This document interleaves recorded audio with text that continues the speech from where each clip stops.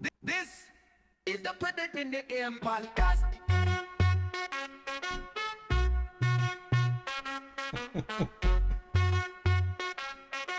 This is the Put It in the Air podcast. Yes. Welcome in, everyone, to the Put It in the Air podcast. Off-season special. We have a great show for you today. I'm your host, Brendan Casello, a.k.a. East Coast Virus. I'm your co-host, Pascal Rose-Philippe, a.k.a. Punksin Drublick. And today we have a special guest. It is Colin McCree. A.K.A. Gray. I think he was just excited to be here, but that's also his team name. A little premature ejaculation for our friend here. Sometimes that's enjoyable. I think it's enjoyable every time. At least for you. You guys are ridiculous. Welcome, buddy. Welcome. Thank you. Yeah, we're happy to have you. It took a lot to make this happen. We're very thrilled to have everybody at the table early on a Sunday. For sure. And it's not a football Sunday just yet. A couple weeks away. I mean, we have training camp starting in like 10 days less. Mm-hmm. That's true. And football at the end of the month, right? July 31st, the first game of the season. Yeah. Who is it? I don't know. Or it's the preseason. It's the Hall of Fame game. Hall of Fame game? Yeah. Yeah, I'm not I sure. think it's the who's playing. Texans. I could be wrong. Bills? I have no clue. Eh, I don't really care. probably not going to watch it anyways. I will watch the Patriots preseason games, but Yeah, no but one else. You'll probably be the only one that watches that. There'll be like 8 of us. You know. You'll probably watch it twice and then 6 other people. There So you go. guys, just to give you a quick breakdown on today's episode, what to expect. This is an off-season special, so we have some new and fun things. Please stay tuned. You're going to be entertained all day. We're going to review some of the off-season headlines, the top off-season headlines, just quickly. A couple things. We've got a handful of familiar segments for you guys, and some exciting new segments that we're going to unleash as well. We do have a keeper alert teaser for you guys this year. We're not going to give too much information like we did last year. However, this year we will give a little taste because that's what the people want. So, speaking of taste, today we are simultaneously doing a tiered hot sauce challenge. As you can see, this smorgasbord of full-size hot sauce bottles, it gets very insane. So towards the end of the episode, just keep in mind that we're going to be in pain. And we're going to follow up with info from our recent call with Commissioner Billy D. Just a couple of things just to recap. Not too much time, though. Time will be flowing smoothly this time, so you can enjoy each segment without falling asleep. And always, we have the Doghouse, where we have a season-long challenge to be presented, so stay tuned for that, Aggie. We've also got trivia. We've got prizes. We've got fantasy football intel for the masses, and much more. Stay tuned, my friends. This will be our best show yet, for sure. Can't wait. Yeah. So let's get right into it, and we should start off with our first hot sauce blast. Yeah. I am ready. Are the fries ready? The fries smell ready. That's So not good. through lots of conversation, argument, decision making. We basically, decided on fries, or I just said, screw it, guys, we're doing fries. Like, Colin wanted spoons, Pascal wanted one of those little baby turkey basters just to put the littlest dot on his tongue. And actually, I'm sorry, vegan chicken nuggets was instead of his tongue. That was the first thought, but Yeah. Our producer, Julia, today, she is holding it down. Let's give her a round of applause. Philadelphia Eagles enthusiast. Thank you. As a matter of fact, Pascal's sitting on the Eagles chair today. yeah. Representing. Sitting on the Eagles is something we can all get around. So the first hot sauce, let's open this up. We've got Jersey Barnfire hot sauce. It's called Indian Summer. Ooh. As you can see the color, it's definitely got a strong curry presence, Gotta love it. which is awesome. This summer lasts forever with our unique twist of a spicy Caribbean-style hot sauce. Slather it all over chicken, fish, pork, hot dogs, burgers, and more. No, I will not. He will not. Or in our case, fries, right? All right, Giggity. so let's open this up. Probably should open all these bottles before. So You know, I was watch. thinking about that right when we started recording, and I said, you know what? Maybe we'll struggle through. That'll be fun. A little salt, yeah. Yeah. Producer says they need salt. Fries so always need salt. That's true. A little pepper, a little salt, but we have the pepper here. What? No shade. All right. Ah, there we go. All right. It smells like straight up. It smells like relish. Indian summer. It smells like relish. Smells like Indian summer. Yeah. Right? That would be some good relish for some tuna salad. Are you saying that you want this at the end? We'll right. see. Here we go. Colin will put the plate on your paper in the. Well, we're gonna. Oh. I guess we'll just put the. Oh, for each of us. Oh. Yeah. Oh, no. I mean, it makes more sense to do one plate, and then we'll just all grab one. All right. Right? Okay. All right. Well, But let's we're have the second and third Probably plate. gonna do different drops though, right? Well, this is thick, so we'll probably. I'm gonna shake it a little bit. Yeah, and then- I wanted to do one drop each, but we might just have to dip for We're gonna- the thicker It ones. says to put 3 on the challenge board thing in the On a this spoon, right? Challenge thing, like Uh-huh. this like actual hot sauce box. Which is awesome. Thank you, Yes. Bart. Shout out to Bart, my Polish friend from college, living in Vietnam, I believe, right now. Send us this for our wedding. My So buddy Merced's also living in Vietnam. Right now. yeah, he That's said it's interesting. unbelievably wonderful cost of living. Oh, napkins, yes. My lady knows all the things we need, and that's why she's here helping us. Otherwise, we would be starting when it's dark out. All right, so Indian summer, guys. Let's. I put a little blast there. You know, grab a fry and let's get it in. Let's start. All right. Go for it. That's kind of a small blast, but then again, this is the first one. So Yeah, I have should- a feeling we it's should not going to be increase very it. hot. This Yeah, isn't just very much. sop We it up, Should put sop it more up. on it next time. That's all right. Cheers. Cheers, guys. Cheers, guys, to the fries.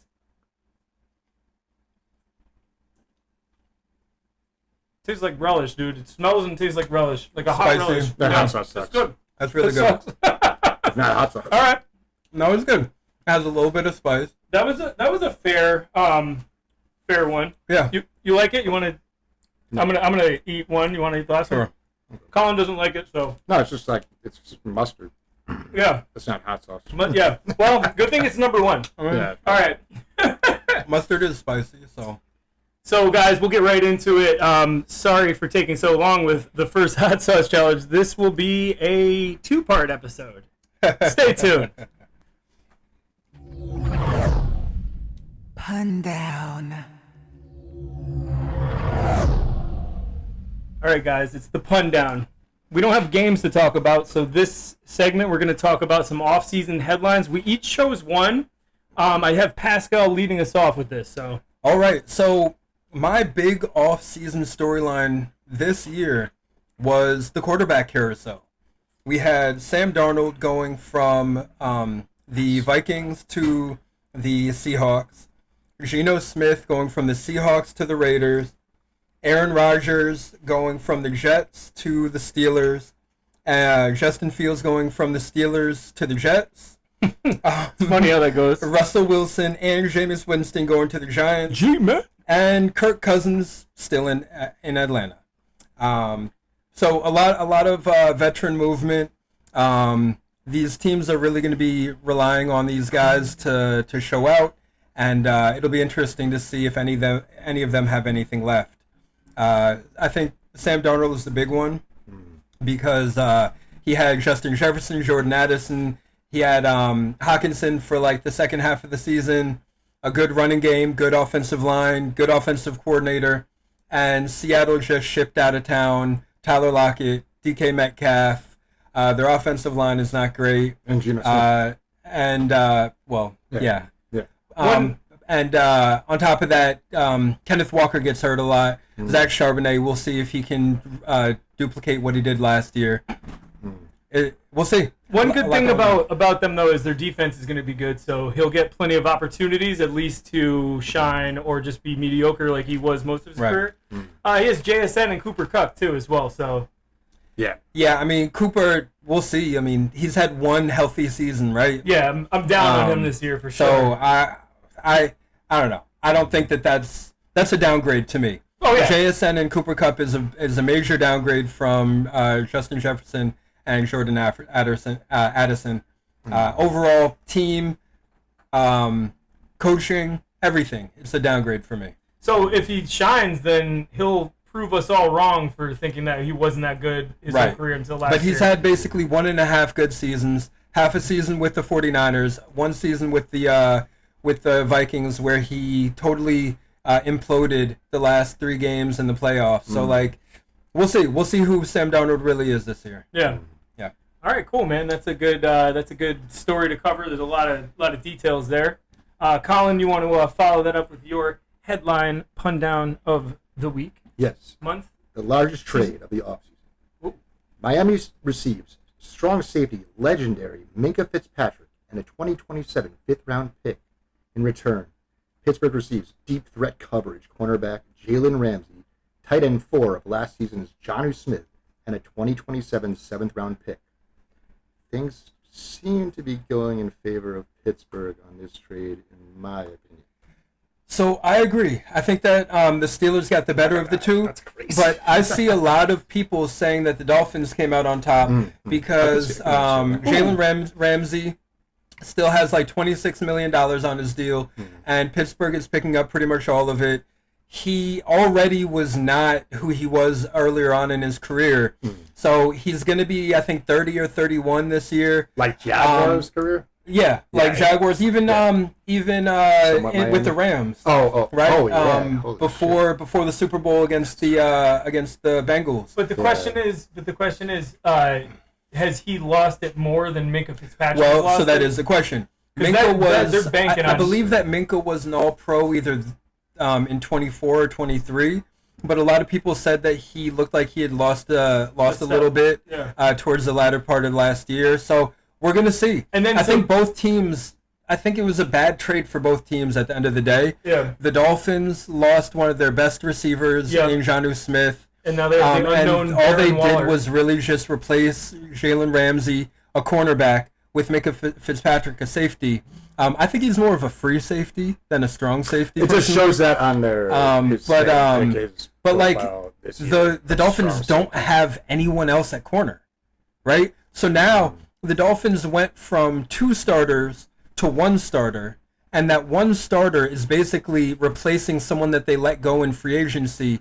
Their strong safety, I forget his name. But he's a good player. I think so. Yeah. Javon Holland. Holland, exactly. So basically, they lost Javon Holland, and they lost Jalen Ramsey, and they lost Jonnu Smith, and they replaced it with Minkah Fitzpatrick and a 5th-round pick. And you're actually right. It's their cornerbacks. And after the fact, they have like Duck. What's his name? Storm Duck. That's greatest name. Yeah. One of the best. Probably why they just need him and Minkah. Well, I'll be naming my second son. Storm Duck McCree. It's bad. It's looking bad for them. I don't understand what they're doing. But on the other side of things, you got the Steelers. Jonnu Smith is not going to be like a game changer for them. They lost George Pickens and replaced him. Yeah, but that was in Miami with Mike McDonald. Yeah. Now he's going to be with Arthur Smith, who loves to run the ball. He's going to be competing for targets with Roman Wilson, who was their rookie last year, who missed most of the year with injuries. He's DK Metcalf.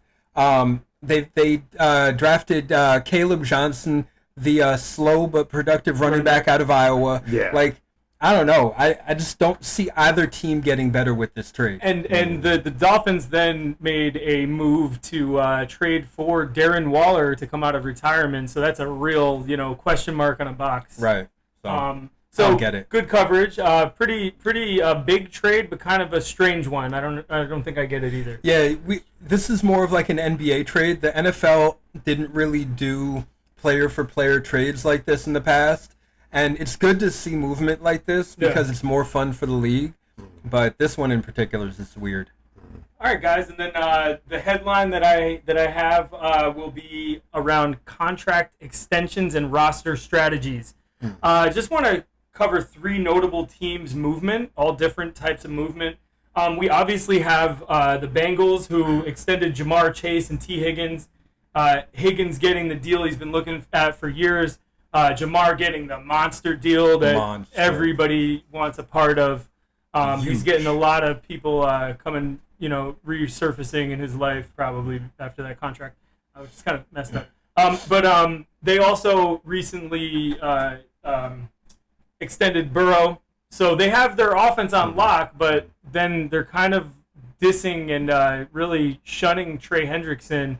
We'll talk about that a little bit later, too. Dropping their defense. So although they made some great offensive moves to kind of lock everything in, could be on shaky ground, and they might be needing to do a lot of work.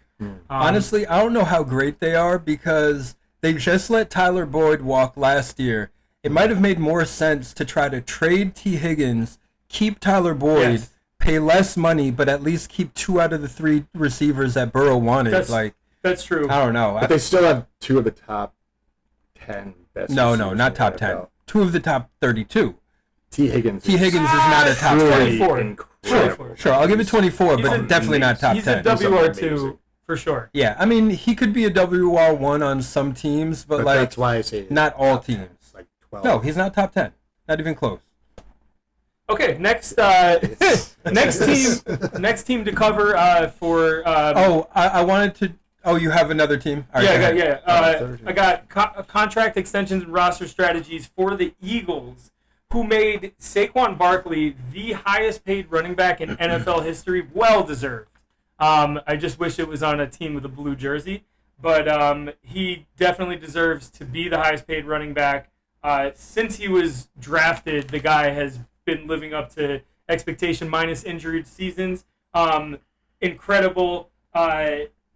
He also, an interesting thing the Eagles did was they had an issue with Dallas Goedert. There was talk about him 99% getting shipped out, traded off. They actually restructured his contract in order to appease him and make him happy. They didn't give him an extension, but they moved some numbers around and made it more lucrative for him to play. I don't have the raw numbers. Should have brought that to the table, but planning this is difficult. So just know Dallas Goedert's going to be an Eagle, which he's pretty good. He's fallen off lately, but we'll see what happens with this new restructured contract. And talking about restructured contracts, the most insane stat this offseason, not stat, but sneaky move that isn't really a headline, is Patrick Mahomes and Chris Jones restructuring their contracts to free up to over $40 million in cap space because the Chiefs want to continue to be contenders. They were not at all a contender last year. They made the Super Bowl somehow, but they're going to need everything, all the firepower they got to get through teams like Baltimore and teams like Buffalo. I don't see this season being too good, but that was a very sneaky move that allowed them to keep a lot of their stars and kind of keep their roster looking similar and maybe being able to make some future moves. So just very interesting how some teams operate. Some will just pay some guys and not pay others. Some will say, hey, let's take a look at your contract and make you happy. Or let's take a look at your contract and make our team continue to be happy and to continue to be successful. So just some interesting things I came across and figured I'd throw them on the table. So nice. Yeah. I have an honorable mention for this. Cool. I want to speak about how pretty much none of the second-round picks have signed their contracts. And so something happened for the first time ever this year. 2 second-round picks got fully guaranteed contracts this year. And no second-round pick has ever gotten a fully guaranteed contract before. And it was the Browns linebacker Schweizinger, I think, and the Houston Texans wide receiver Jaden Higgins. And so they got fully guaranteed contracts, and so now all the rest of the second-round picks are holding out, trying to see if they can get fully guaranteed contracts also. And because it's the first time ever, it is throwing a wrench in things. They have the rookie wage scale, which was supposed to stop holdouts for rookies, but now the guaranteed money is throwing a wrench in things, so basically no one else has signed, trying to see how the dominoes are going to fall. Do you think that this is a direct effect of paying college players for about 5-6 years now, and they're starting to feel a little more entitled and a little more savvy with their contract negotiations? I actually don't. I think it's more so about how the other leagues are operating. In the NBA, you're having fully guaranteed contracts 4, 5, 6 years. MLB has a lot of fully guaranteed contracts. NFL careers. Money, NFL careers are the shortest careers of the major sports, and these guys are not getting fully guaranteed contracts despite the wear and tear on their bodies. And so I think the players are just are starting to demand more. And 91% of NFL retirees go bankrupt. Factually. Damn. Yep. Well, they need some. That's why they want a high contract. Up until recently, they weren't really making real money anyway. Like up until like the 2000s, the late 90s. Okay. No, I'm saying it's 91%. No, but so like if you take more. the NFL from like the mid 60s when they actually became the NFL, then of course most of them went broke because I'm referring to there wasn't- 90s, 2000s. Like I'm referring to those guys. They go bankrupt. Like it's crazy. It is crazy. They It just is don't know how to crazy. It's manage because money. it's because they come out of college and they have the talent and their life is all around football and nobody really gives them any financial advice. They just spend their money because they have so much of it that they've never been able to. Well, they have a lot, fathom. but also they'll look at like a $10 million contract and not fully realize that they're only getting about $4 million of that. Yeah, and on top of that, they purchase a $8-10 million house and Right, then got to bank on the next contract, and all your money's tied up then. Yeah. You got to invest. You got to split it up and be smart about it. And a lot of people there's a lot more knowledge about finances because of the wealth of knowledge around us. You can pick your and phone also, up I and mean, you've learn seen all anything. the stories, MC Hammer, like guys like Delonte West, like guys don't want to end up like that on the street, homeless, nothing to their name. Like they've seen that. That's why you've got guys like Gronk and like AJ Brown and spent a cent. Devontae, right? Like Gronk still hasn't spent his game checks. That's crazy. He's been living off his sponsorships. Yeah, that's awesome. Just let that money grow, man. The rich will certainly become richer in that case. I mean, I'm not all right. saying yes, let's go rich. So I think it's time for another hot sauce. The next hot sauce we have is you wanna read it? Roasted jalapeno hot sauce, sweet heat gourmet. All right, open it up. All right, thank you, producer. Let's Very go. nice. It's okay if you put more than 3, just because if it's really good, we sop it up. Nice. This one's got like the temperature, the desert temperature in All this right, kitchen. this one's kind of liquidy. It's liquefied. Let's see how it goes. Just All right. wrap it. Cheers, guys. I like the jalapeno taste. Oh, it tastes really nice. Much Couple better more than the wraps. first one. Couple more. That's better. The Yeah. taste is very delicious, Yeah. It's but sweet. I haven't really felt any heat yet. Yeah, it's sweet I mean, heat. That's what I it can says. feel the heat, right? Like I Like, know that the it's a hot temperature sauce, Oh, I see. but you're right. I mean, it's number 1 and 2. Yeah. You can't expect much. Sweet heat. Jalapenos make for a good flavored hot sauce, but they're not spicy. So it's not a Okay, big if you guys want to Oh. have some more, it's good. All right. Yum. I like the vinegary It was good. flavor. It's nice. Uh-huh. All right. All right. So what is our next segment? 3 and out. Yeah, It's as you're stuffing interesting- your face. It's interesting you asked that. Eating is not the best thing to do on a podcast. 3 and out. Okay. 3 and out. You could just reuse this one. Okay, sorry guys. 3 and out. This one's fun. Today on 3 and out, we're going to be feeding you guys some information from our camp.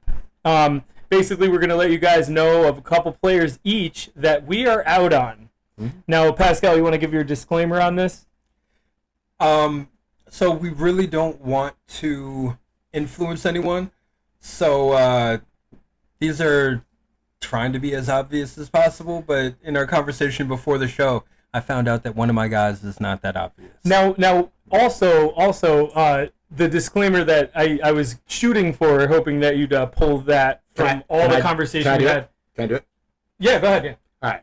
So we're each gonna shoot like sharing 2 players that we're totally out on, that we're Yes. not gonna draft in this coming season. But But if like one of them falls in the 5th Give And us an example. Pascal is up, and it's like it's salivating. You The know, value he is might there. take it because it, you know. But for right now, today, the July 13th, 1:30 p.m. These are two players that we're Yeah. Yeah. I'm not good at being put on the spot, so thank you, Colin, for You're welcome. picking the ball up To- and running to it into make- the end zone. Thank you, my friend. To make that concise, basically, if a player we say we're out on come draft day shows up 3 rounds later and we pick them, we're telling you right now that this is at their value, at their ADP. Right. Not if they fall 3 rounds. Right. We might pick them up. Probably not for me, but these guys, you know, they like value. I have kind of like, you know, I'm kind of hard-headed with certain players. I just don't want to mess with Gabe Davis. You know what I mean? He's not on my list because I don't think he's going to play much this season. But okay, so who wants to start? I'll start. Yes, All right. let's do it. The first player I'm out on is someone who I like a lot. I liked him coming out of college. I like him in the pros when he's available. But that's the problem. Chris Olave, too many concussions for me. I am out on him almost no matter where he falls. I mean, if you see him in the draft still in the 10th round, maybe I'll pick him up. I won't because my keeper is going to be my 10th round pick, but you know what I mean. He's got that, like, imagine you had Tua and Olave on the same team. Right, like, exactly. It's like a house made of paper. Yeah, Like, yeah, you know? yeah, exactly. Good pick. I'm out on him. I love Olave, but a good pick. Yeah. You want to give one of yours? Yeah. Kyle Pitts. Oh, yeah. Oh. Kyle Pitts. Wait, can I? Yeah, go, Gus. Yeah, go for it. I prepared this. Kyle Pitts had all the oohs and ahs coming into the league. As if every reception, fireworks would be shooting to the sky every step he ran with the ball. A promising huge future Hall of Famer. Sadly, after his first Pro Bowl rookie season, things didn't pan out all that much, and tight end 14 brings no extraordinary excitement to the census. So it's funny that he ended up as tight end 14, right? Because that's not bad. That's bad. top half of the league, but it's really Not for more. tight end. It's not really like a more than top first half of the round- league first because round most pick. teams have 2 to 3 tight ends that get significant playing time. But- So what it really shows you is how little value tight ends hold. Yeah. If he can end up being tight end 14 with multiple goose eggs or multiple like At least single 3. digit weeks on his resume, Yeah. shows you how little value they're bringing. Being a tight end 1 doesn't mean anything. You have to be the top 6 or 7. Being a tight end 1 doesn't mean anything. I bet Brenton Strange was a tight end 1 last year. Dude, And you guys don't even know where he plays. I don't. Yeah. Jaguars. Even Travis Kelce is going in the 11th round in mock draft. That's Yeah. insane. That's Yeah, insane. well, No, I mean, literally. the fall off is quick. Yeah. All right, Brendan, who's All right, your first I got player? my first player is somebody that you guys have. Well, Colin's had him in the past. You guys love him. He's a superstar. And I hate to say it. He's an Eagle, He is or not. he's a Cowboy. No. He actually shares the field with Chris Olave. My pick is Alvin Kamara. Whoa. Yeah, I'm out on Being Alvin the Kamara. number 1 scoring keeper in our league last year. Yes. Does Frank have him? Super I believe Kamara. so, but I think he was like a 3rd round pick. Look, Alvin Kamara still got talent. I'm not going to say that he sucks. He's falling off. No. However, he is an aging running back. He's on the other side of 30 now. Yeah. What is the deal with his quarterback situation? They're not going to get a lot of red zone opportunities. He's going to have to catch and dink and dunk. And literally, you're going to have to like bank on short passes or bust. And then there's a lot of talk about Kendre Miller running up the ranks. He was supposed to be really good last year, but he just keeps getting riddled with injury. And so I think the Alvin Kamara show has started to come to a close. And there's one more thing that is going against Alvin Kamara, and that's the running back 4 on the roster. Let's not forget about Clyde Edwards-Helaire. Okay. But Kendre, I'm out on Kamara. Yeah, So yeah. I can keep hear. I him mean, if you that's, want. it's probably going to be the worst offense in the league this year. It's understandable if you don't want even the top dog on the worst offense. I get it. Yeah. But Malik Neighbors was the worst was the best player on a bad offense, and he did pretty well. So, Yeah. it's risky. I hear you. It is. I just think Kendre's breathing down his neck. So Kendre is Mr. Glass. as long as he's breathing, He he's going cannot. to be a threat. He can't get on the field. He might as well not be breathing. Basically. All right. So my second player is someone that I think that Colin is going to disagree with, but Chris Olave. Calvin Ridley. Chris Olave. So basically, Calvin you Ridley. looked at my roster last year, and you're like, let me just take a couple of these guys. I didn't even think about both that. of them, yeah. That's so funny. Oh yeah, I didn't even think about that. but Roller coaster of a year. There's going to be a theme for this episode, and it's going to be Brendan's team. So apparently we get a lot of those episodes, but now it's my fault. But yeah, Calvin Ridley. I don't trust Cam Ward. He's a rookie. He probably didn't deserve to be the first overall pick in most other classes. You don't think he's an upgrade from Will Levis? I do think he's an upgrade from Will Levis, but Calvin Ridley is going to be like 32, maybe 33 this season. He finished as wide receiver 36 last year. And Right. You think he'd do He better finished this as year, wide right? receiver 36. Maybe he's a year older. And again, Cam Ward just might not be that good. He might be. I don't know. You look at Caleb Williams last year, who was efficient but not very good. Cam Ward, if you expect him to be worse than Caleb in a worse situation as a worse prospect, then I just don't feel comfortable taking any of his wide receivers. Okay. Respectable choice. I think Colin disagrees. I also disagree, but I'm probably not going to draft him either. You could draft him. Whatever. All right. So can I do it? Actually, before you do that, I want to know, actually, drafting Calvin Ridley depends on how current his DraftKings account is. Wah, wah, wah. It fell. I waited. So man. my second pick will be Austin Eckler. Since his legendary 2022 season, Fair. with 372.7 fantasy points, he has taken a back seat, far from his hand on the wheel and foot on the gas. It seems his brain only knows how to decelerate the engine of the shiny sports car, amassing 185.4 points the next season and a measly 132.3 points this past season. Nothing that will tickle your fancy or spice up your life. I have a feeling that he's going to be available in like double-digit rounds if he gets drafted at all. Yeah. I don't think most people are thinking about him in their draft strategy. I mean, as an RB5 or 6, maybe a 6, if you want to go deep. There's a possibility, because Brian Robinson isn't outstanding. No, He's not a shiny car. He's a very, I you feel like feel they're in dirty their- after you pick him. Like, they're in their roles. He's the early down back. Eckler is the passing down back. Yeah. And good team. I just think that there was so much running back talent in this draft class that it's going to push guys like him down the board, because you're going to be going for your RB4, 5, 6, taking young guys, taking guys from last year who are looking for a second year breakout. I don't see him. I honestly would not be surprised if he went undrafted. Maybe if Jaden Daniels had like stone legs, then he would have some value. But I think he kind of eats in like that a Tom up. Brady offense. Yeah. Yeah. Okay, good pick. My last pick is gonna be, Pascal's not gonna like this, but my last pick is going to be none other than sophomore Xavier Worthy. Completely out on this guy. Why wouldn't I like that? Why wouldn't you like that? I thought you Who cares didn't if he you have likes him? it? Yeah, I Just- dropped him and then Frank picked him up. Okay, Yeah. so maybe I'm mistaken. I forgot about that, but I remember many episodes you hyping him up. Yeah. Xavier Worthy is in a crowded room.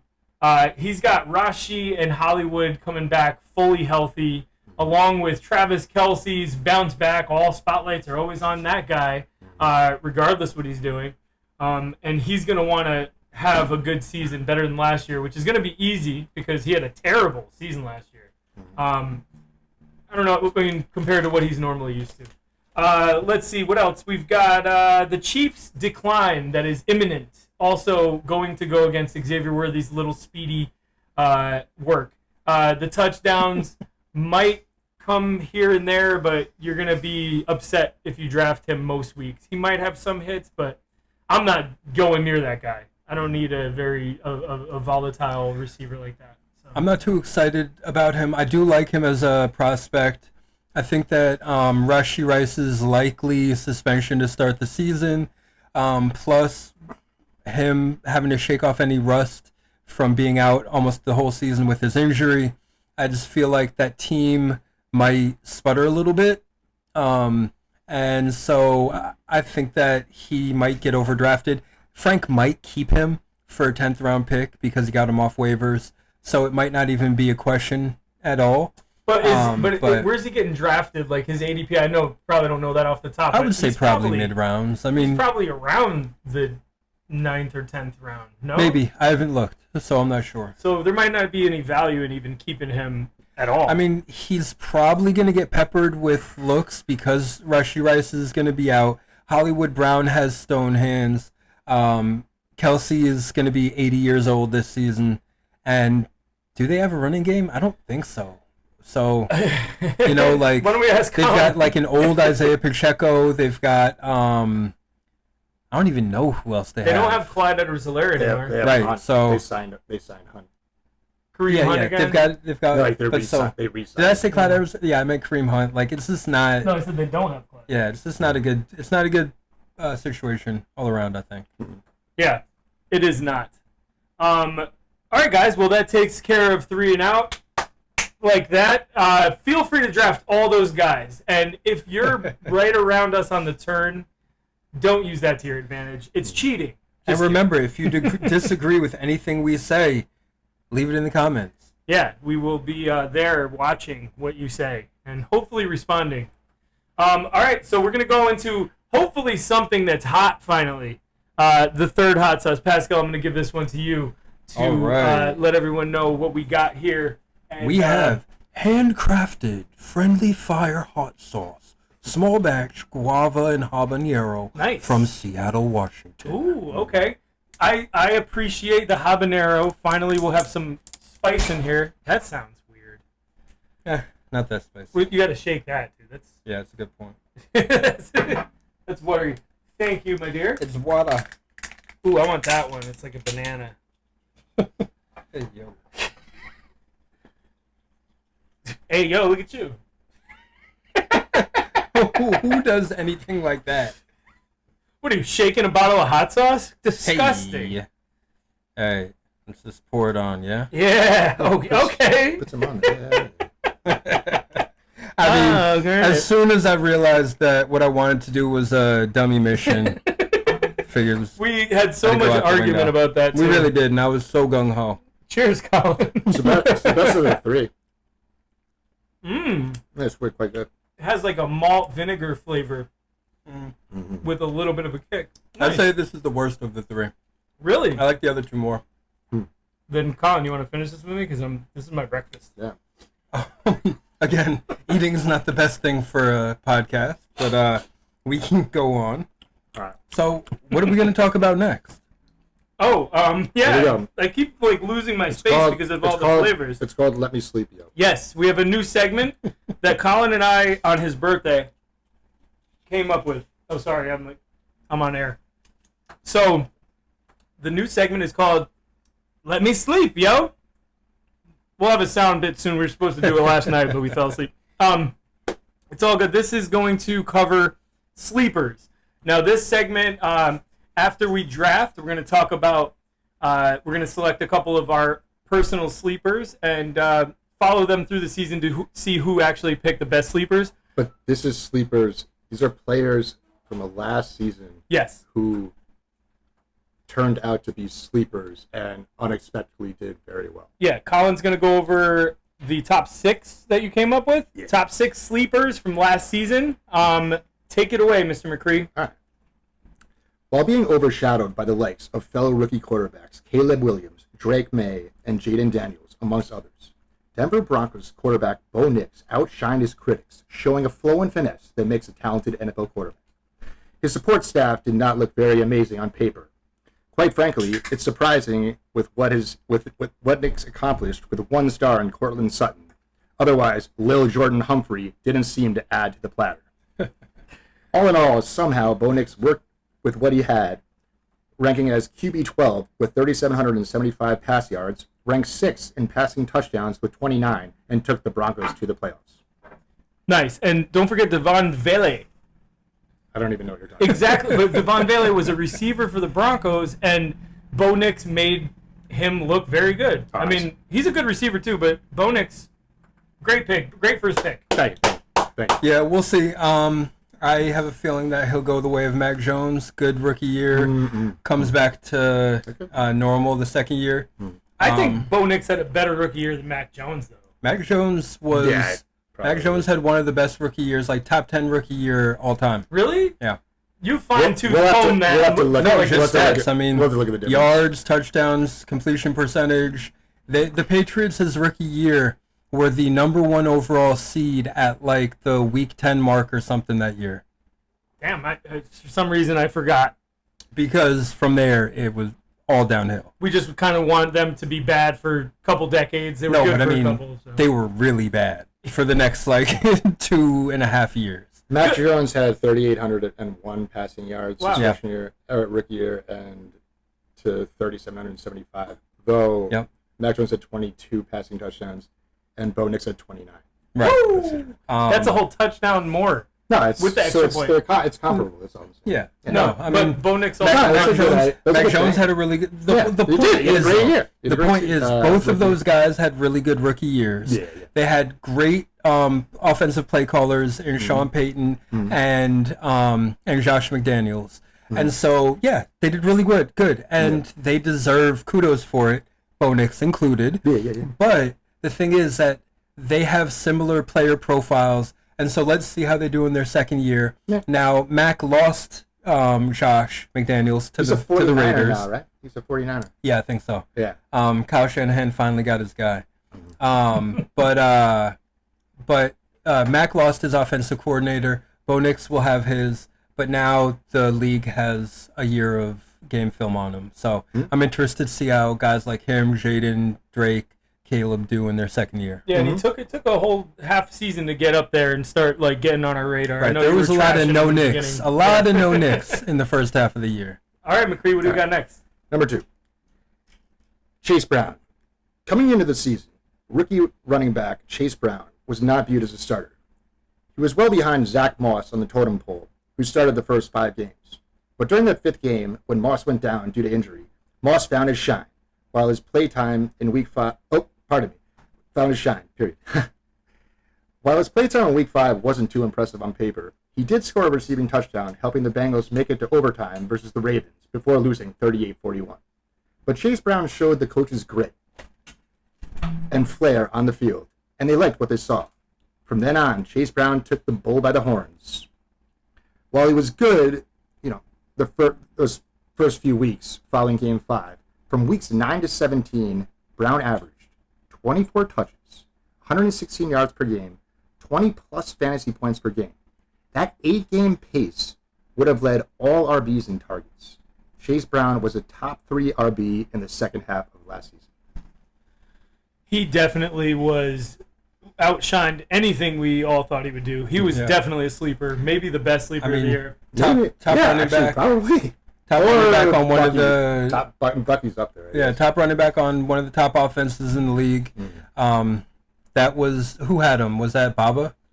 Baba did. Yeah. Did he? Yeah, that was a good find for Baba. Didn't help him make the playoffs. You had but, Zach Moss.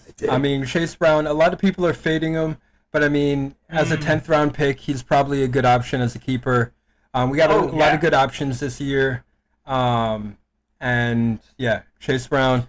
I think that they drafted a running back. I think that's why it's questionable. Like I said, this is one of the best running back draft classes in a long time, and so you might see a lot more competition than normally. I think they're going to give him his respect for what he did last year, and he's going to be the clear-cut number 1 and probably hold that all year. I mean, he's a talented guy. We'll see.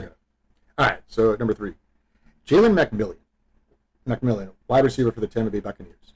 Being drafted to a team with the likes of star wideouts Chris Godwin and Mike Evans would make it tough for any rookie or receiver to see any light in or at the end of the tunnel. But for Jalen McMillan, his talent was clearly present. A spark in his eyes, a drive in his heart, and on the field. After Chris Godwin went down with a nightmare of an injury in Week 7 of the 2024 season, tons of targets were now vacant, ready for the taking. Key weeks to focus on were from 14 to 18, where Jalen had 24 receptions and 31 targets, and 7 receiving touchdowns within that 5-week span. A late bloomer he may have been, but those are prime numbers. I like what Jalen McMillan did last year. Probably pound for pound the most production out of the UW receivers. Romeo, no, what was his name? Adunze, right? Roma Dunze, Jalen Polk, Patriots second-round pick who did nothing, and then, of course, Jalen McMillan. He played really well, but then this year in the first round, they drafted Emeka Egbuka, who I imagine is going to take a lot of his snaps. He's a really good player out of Ohio State. Godwin should be coming back. The Patriots tried to throw a Brinks truck at him, and he declined. So great year last year. I wonder what he's going to do this year. Yeah, I'm down on him this year for definitely not repeating his sleeper status, because I don't think he gathered enough of our fantasy respect. So he could be a sleeper for a second year in a row if he performs well this year, but I highly doubt that. Last year I didn't even know who he was in the beginning of the season. He was a sleeper. Yeah, but I'm saying he's at least on the radar. Towards the end, 7 receiving touchdowns in 5 weeks. Don't get me wrong. He played well last year. Right. Yeah. So all right, who's next? So number 4, Bucky Irving, Tampa Bay Buccaneers running back. Last season, rookie running back Bucky Irving totaled 1,513 yards, while only playing 45% of the Bucs snaps. Yeah, buddy. And only starting 3 games. In Week 18, he played 74% of the snaps. Say hello to my 10th round pick this year. Imagine what he'll do next season with that type of usage.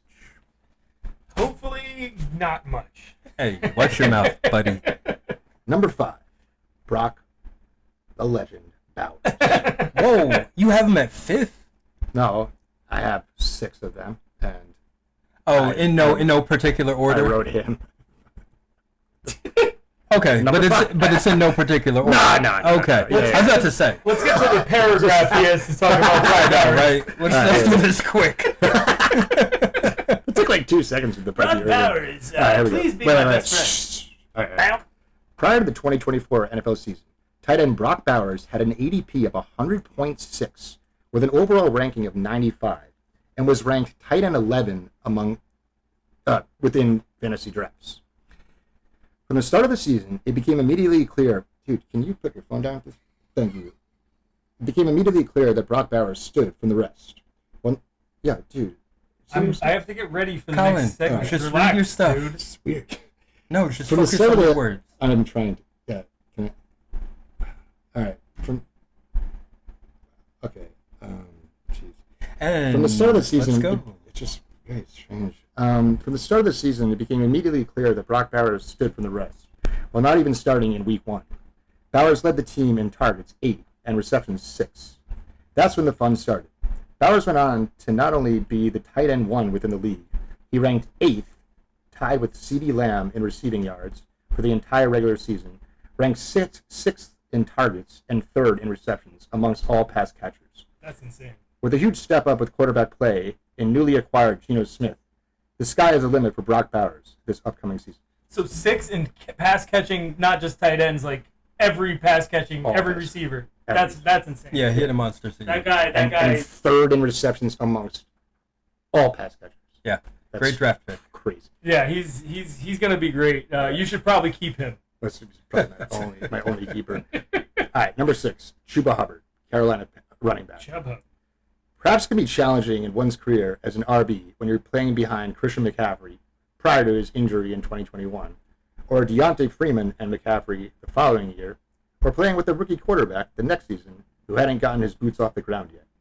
But 2025 was a different story for none other than Chuba Hubbard. Once Carolina's incoming star rookie running back became injured prior to season start, Brooks. Yeah. The field belonged to Hubbard. He was quietly RB13 in points per game last season. He ranked top 5 in running back usage and ran for nearly 1,200 yards. Impressive. Definitely a sleeper. He was not on our radar. I would have to say maybe Marvelous since he drafted him, hoping that he would do something. He was really good last year. Definitely fueled Marvelous's championship run. He certainly surprised us all. Yeah. And that's what a sleeper is. Somebody who you draft and hope, and then all of a sudden, bang, they hit. And your guys, Bucky and Bowers, they freaking hit. I mean, there's a lot of players that did. I have some honorable mentions. I'm not going to give you a beautiful soliloquy post letting you know, but we had Sam Darnold was a really good sleeper this past year. We already discussed kind of him. We had Tyrone Tracy, Giants running back, not just because I'm a homer. I actually think that Cam Scadaboo's going to jump him at some point this season. He's going to be our starter for the next few years, hopefully. I love that guy. And then we also have... Whoa, calm down, Brendan. I love him. J.K. Dobbins. He was a big-time sleeper last year. Gus Edwards was the starter in the beginning of the season. J.K. Dobbins put up almost 1,000 yards, however, missed 4 games. 973. Would have definitely been a 1,000-yard rusher. And then if you want to go to a deep sleep, we got Rico Dowdle and Amir Abdullah, who was, in the beginning of the season, I think, RB4 on the Raiders. He ended up having a pretty good season. I think he ended up being like a high-end running back 3, if I'm not mistaken, which is pretty impressive. I'm like trying to open this hot sauce and finishing. Oh my God, this looks thick and awesome. So that's our new segment. Let me sleep, yo. We're gonna cover it throughout the season. Maybe not every episode, but definitely talk about sleepers. Colin, 6 excellent picks. You nailed it on the head. I'm glad we had you take care of the segment. And I'm excited for this. And I'm gonna be looking at my phone while we do this. So please don't let that bother you. Looking at your phone. How can I ever talk if you're looking at your phone? I was scrolling. It's in my vision. I was scrolling. I needed to see. Anyways, we're on air. So that's right. This is part of the podcast. Kim Kardashian's Instagram.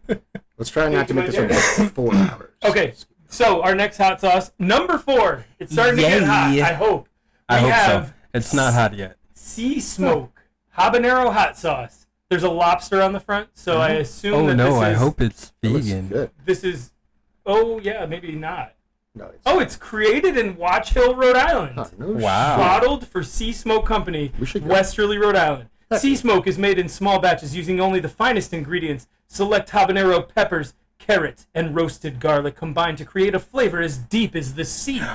Wow. Sea Smoke has the right amount of heat and sweetness that perfectly complements your favorite dishes. A pinch will do, but why not 2? Look at it. That is awesome. 98 base. All right, let's see how this tastes. Colin's gonna go to their... These are pretty liquidy. Their job.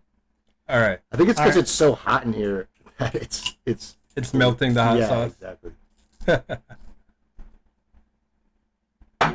Okay. A little spice. Oh, that's the best one. Pour it? That's the best one so far. Oh, on them? Yeah, tastes like Creole to me. Yeah, that's really good. It tastes like a chimichurri, like... Creole. Yeah. Like seafood. Like Old Bay. Like thing. Yeah. So, shout out to Rhode Island, man. I'm a fan. Where we filmed our last off-season special. Mm-hmm. Damn, that was good. I can actually taste the spice in my whole mouth almost. Mm-hmm. Not quite there, but almost. Mm-hmm. That's good. Yeah. I'm spitting over here. I think we all like that. I think we've all enjoyed that the most. No, I still think I would prefer the first one. I like the flavor of that one the most. And considering there's not much spice in either, I'm going to go for flavor over spice at this point. I mean, I guess we could all drink a cup of mustard and call it a day, but, you know. I mean, I like mustard, so I don't mind a hot sauce that tastes like it. In my opinion, this is hands down the best one we've had so far. Yeah, I would agree with that. It kind of tastes like like super seasoned Cajun fries. Yeah. You know, like the really good ones you get at a nice restaurant that have the crispy outside and the soft inside with the super colorful red and black spice palette. Yeah. This one to me is very dish specific. Yeah. I don't think that I would put this on everything. I would only put this on stuff that I want to have that like Cajun smoky flavor. And so to me, that's why it's not really up there. The yellow one, it's a little bit fruitier, a little bit more of the chili pepper flavor. And so for that, I think I could put it on more stuff. Yeah, we all know Pascal likes fruitier anyway, so. Hey. All right, guys, we're on to our next segment. And that would be... Oh, no, we're on Market Watch now. So.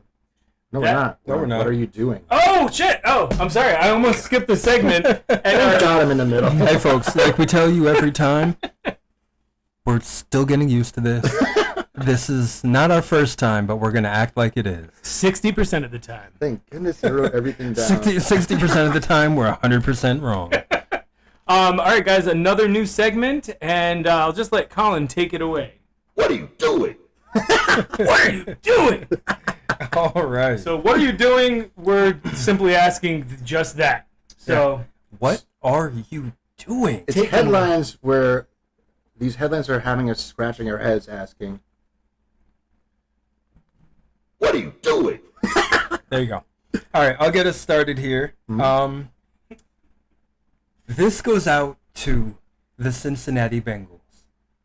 What are you doing? What are you doing? Seriously. In the last 3 years, you've let Jesse Bates III walk, safety Von Bell, offensive tackle Jonah Williams, cornerback Chidobe Awuzie, running back Joe Mixon, wide receiver Tyler Boyd, all of them gone in 2023. 2024, you lost guard Alex Kappa. 2025, you lost Jermaine Pratt, the linebacker. Trey Hendrickson, your star defensive end, is holding out for a new contract. Your first-round pick, Shamar Stewart, is also holding out because you wanted to be cheap on the rookie contract that tells him that he'll get paid in full if he gets hurt before he signs his real contract. They spent all the money He on... can't even get to the real contract because the contract that should be the same as every other team in the league, they want to be cheap on it. And now they're missing the guys that should be the two cornerstones of their defense. Their defense should have multiple superstars on it, but they're being cheap. They wanted to wait years to pay T. Higgins and ended up paying tens of millions of dollars more than they could have if they just paid him up front. Jamar Chase, they made him feel unwanted and had to pay out the behind. They could have signed him before CeeDee Lamb, but instead they waited until after all these other guys signed, paid them way more money. Now they can't afford their defense. They're barely making the playoffs because basically they're three players. They're Joe Burrow, Jamar Chase, and T. Higgins, and you cannot win a game with three players. What are you doing? Yeah, really. They think that'll solve all their issues, the wide receivers being on their team for some reason. See, what it comes down to for me is that the owners, they just want to make money, and they don't have a lot of cash flow, right? They're billionaires, but they're not bringing in millions every year, and so it's harder for them to pay. The Bengals, they used to have to walk across a public road to get from their locker room to the practice field. Like, there are videos of Jamar Chase waiting for traffic to slow down so he can cross the street in cleats to get to practice. It's pathetic. It's ridiculous. I think that they just got an indoor practice facility within the last couple years. Probably the worst run organization in all of pro sports. Cincinnati. All right, so my first one is... Just give one and I have one. And then you give your other. No, I'm well aware of that. Okay. No, I have one. Yep. The Cleveland Browns signing Joe Flacco, a Super Bowl winning quarterback, drafting Oregon's quarterback Dylan Gabriel, ranked 10th at the position during the NFL draft, then drafting Shedeur Sanders in the 5th round. Billy Duncan, a.k.a. Steal Your Face Mask, had been guessing that maybe one of them will get traded, but that was during the time of the draft. As it stands, it just seems like horrible management decisions. Sort of like when Mike Longfellow, a.k.a. Salute Your Short Fellows, rostered 3 tight ends and 2 kickers. Yeah, which was actually terrible. I think drafting Dylan Gabriel before I don't know. Hold Shedeur on. Sanders. I'm sorry, folks. We cannot say that Longfellow was terrible, considering No, it's just a he decision. ended the season with a better record than all any of us. It's fine. It just doesn't seem like a good management decision. That's all. It isn't. It isn't. They drafted Dylan Gabriel before they drafted Shedeur Sanders. I think Aggie had 2 defenses or 3 defenses and 2 kickers. There were though, like at one 3 or point. 4 teams that Yeah, were it's rostering something 2 weird. defenses Yeah. for multiple weeks. I have a prepared line. So they drafted Dylan Gabriel before Shedeur Sanders while already rostering Flacco, newly acquiring Kenny Pickett, and having a shelved Deshaun Watson. And I'm happy this happened because now the rookie, the entitled rookie, has to prove himself, and he can't just ride the wave of his father's success and assistance. He has to show it on the field. And to be honest with you, he's on a stacked QB room, and he might be the worst quarterback Did you in say that a room. stacked QB room? It's stacked just because Literally it's, none of those players are considered good players. That is the opposite of stacked. Whoa! See? Even the Why you football gotta- gods, even the football gods are like, you don't know what you're talking about. All right, so Listen, this is far from stacked. It might be that there maybe is a not- lot maybe of stacked is people the wrong in word. the room. Packed. Yes. Okay. Yeah, There you go. and to be honest with you, I personally feel in Shedeur Sanders is the entitled son of a superstar Yeah, that we knew fell who you were talking to the about. second Yeah, quarterback, No, we knew who you were talking about. and all four of the other quarterbacks might actually be better than him. I just got hit in the head, so I just wanted to repeat myself in case. Yeah, that's the concussion making him repeat. honorable mention. Yes. Recently, Wait. I have one. You have to wait. you just I did this. have no. I didn't. That was yours. I was commenting on it. Oh. My what are you doing? It is myself, What are you Brendan doing? Casello, because what the fuck am I doing? Look, my what are you doing? I want to say Atlanta Falcons. What are you guys doing? What are you doing? Can you elaborate? I can. They insulted Kirk Cousins last offseason by signing him to a $180 million deal to be their guy, and then they draft Michael Penix in the number 8 overall. Yeah. Misled Kirk Cousins, didn't let him know. Then he wants to leave, and he doesn't really have a place, so he's Yeah. kind of just staying idle. Oh, yeah. Oh, I see. Okay, Oh, and I see. Yeah. and it was a poor choice by the Falcons. I know it was last season, but they're still feeling the implications. And if Michael Penix is a bust, they just wasted 5 years. No, but he did well the last 3 games, right? Because he started the last 3. Oh yeah, no, but I'm talking about Yeah, now he's I'm the just saying. starter, No, I'm and just now saying. Kirk Cousins, who is capable of at least starting an NFL game. Well, Yeah. he was once upon a time capable. This past season, he showed that maybe he's not so capable. and another So I think that it actually turned out to be pretty smart of them to draft Penix because Kirk looks like he might be washed. Another thing that the Falcons, I just don't understand what they're doing. What are you guys doing with wasting Kyle Pitts' talented career that he should have had? It's just they don't know when to get him targets. He's a huge bodied talent. The guy still has it. They're just misusing him. I wanted to blame the Falcons also before last season, but after last season, he played with Cousins. He played.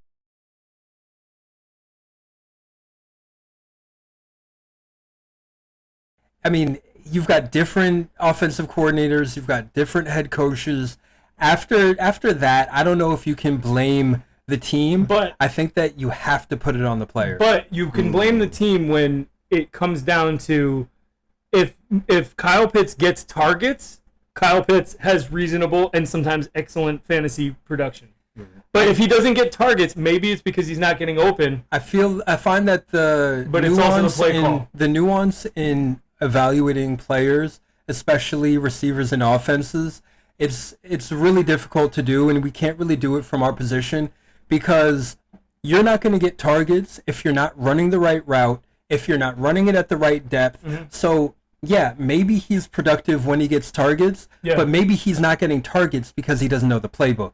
Maybe he's not getting targets because his routes aren't crisp enough. Mm-hmm. Maybe he's not getting targets because he's not running full speed, full effort on every play. Like, it runs so much deeper, and that's why I say that once they switched up the offensive play calling, once they switched up the quarterback, it's not Desmond Ridder anymore. Once they switch up the head coach, if you're still not producing, I've got to say that that's on the player. It's not on the organization.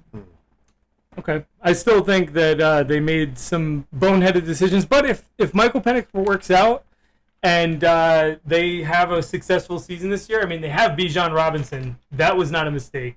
They've got a really good for team. Drafting him. They've got offense and defense. Yeah. They do, but let's see if it translates to W's. Drake London was one of the 10 to 15 best receivers in the league. For sure. Bijan Robinson is obviously one of the top running backs in the league. Their offensive line is pretty good. Darnell Mooney's pretty good. Their defense is okay. They just drafted 2 first-round front 7 players in Jalen Walker and we'll see how they do. James Pierce. We'll see how they traded a lot to get James Pierce, but that sounds stacked. But let's see what it translates to in this coming season.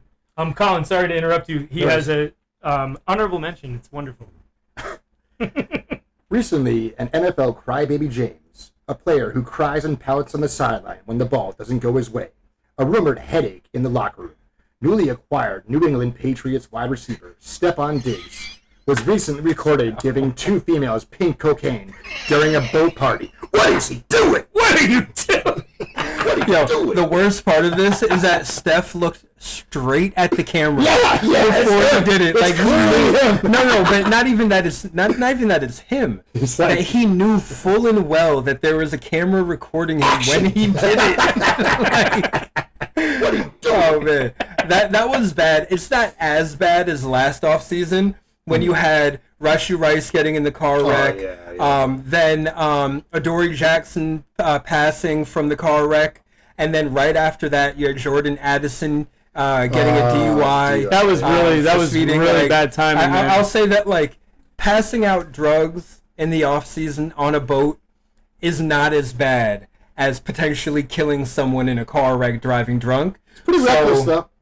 No, I mean, they're all adults. If you want to do drugs, go do drugs. Like, come on now. Like, this is not 1940 where it's like, oh, drugs are taboo as long as I know about it, and then I do it in the privacy of my home. I'm doing Quaaludes. But it wasn't in the privacy of his home. No, but I'm saying, it's not the 1940s where we're being hypocrites about drug use and saying it's all bad. But it's legal to own and hold a gun. But John Morant does it on Instagram Live, and that's not okay. Yeah, and that's BS. Yeah. There's no reason that he should have any disciplinary action for showing a gun on Instagram. In a club and in a car. In a car, no. In a club, if he's not getting arrested, then he shouldn't be getting... So you're saying it's okay to show guns if you're a celebrity, that you have all these followers. This is America. Show guns. The Second Amendment to the Constitution is very deliberate about our freedom to bear arms. It doesn't really set a good example. I don't... Yeah, but it's a horrible example. Yeah. These are professional athletes. These are not fools. Some of them are fools. Stephon Diggs. Yeah. No, John Morant. Showing a gun is not a problem. Really? Yeah, absolutely. We have open carry states. We are in a country where it is legal to walk around with a gun on your hip. So showing a gun in a car, is not a problem to me. I wouldn't want to do it. I wouldn't want my daughter dating a guy like that. But it's not something you should get suspended for. Guns are not involved. It was just pink. John Morant. So let's not get up to that. John Morant is flashing guns like he's a thug, but he grew up in a super wealthy. America loves thugs. Whether it's mobsters, whether it's rappers. America has always loved thugs. This is nothing new. Al Capone whether it's Whitey Bulger, whether it's Frank Lucas. I agree with you on America the fact loves that it is not as bad as getting a DUI after one of your teammates died from or crashing from somebody else's DUI, or racing your car and crashing, Yes. Or Aaron Hernandez story where he killed we don't need killed to talk people, about murder. but Yes. it's the same thing. That is the DUI murder is murder. If you kill somebody in the Yes, DUI, Henry Ruggs is not Reshi Rice. Seems to be getting. They are in similar places. He's but actually getting out next year. Yeah. but it definitely is way worse than passing some pink powder around. It was probably just fun dip. And No, showing a gun in a car is not as bad as any of the worst things. Yes, it's more in line with showing some drugs, but neither one. It's both are with all bad. Are you consenting defending adults. the pink cocaine as He's a something good? Patriots fan, of course he is. No, I mean I don't think that people should be vilified for doing drugs. I'm not. Maybe it was calamine lotion that was dried out and put into a powder form. This is the NFL Strawberry where dust. they literally encourage them to take drugs for pain control. I am not going to say that there's a big difference between illicit drugs and prescription drugs. Is this an argument? Look, I actually appreciate your dig at Diggs because I think it was foolish, and we didn't even mention Cardi B in this whole situation. Let's not go there. Let's just. Right, So we are on to our next. Nope. We are done with the episode. Yes. For this Our iteration. next episode. You guys We want to thank you all for coming in and being a part of this, but luckily for you, this episode's not over. It will be continued on the other side. And you guys, as we always say at the end of all our episodes, always remember when getting your SPF in this season to Put it in the air. This is the Put It in the Air podcast. I thought you were going to say vitamin D, because that's what you wrote on the thing. vitamin D. Yeah, it's 100%. What is this? A fucking pop song? No, it's from the sun. But you. So Oh, that's why I the was sun- reading oh! for it. So I didn't say put it in the air. I thought you were talking gonna about say orange vitamin juice. D. Oh, yeah, no. Suntan It's lotion. okay. You're new to this. No, Maybe it's the just next retarded. episode. Yeah. No, look, it's On the next right. episode. Maybe the next It's episode. okay, buddy. We'll see you there. Later.